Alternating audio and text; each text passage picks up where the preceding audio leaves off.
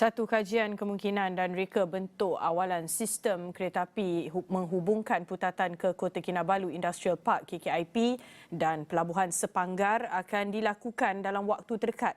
Timbalan Ketua Menteri Sabah Datuk Iwan Benedict yang juga Menteri Perindustrian, Keusahawanan dan Pengangkutan Sabah berkata, kajian itu adalah penting bagi menentukan hala tuju baru sistem pengangkutan rel di negeri itu.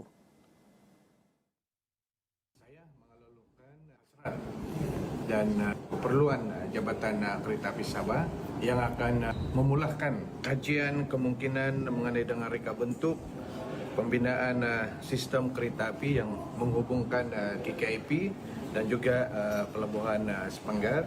Kajian ini akan dimulahkan dalam masa terdekat ini dan saya ingin melihat nanti, ingin mendengar nanti dapatan kajian yang akan dimulahkan ini.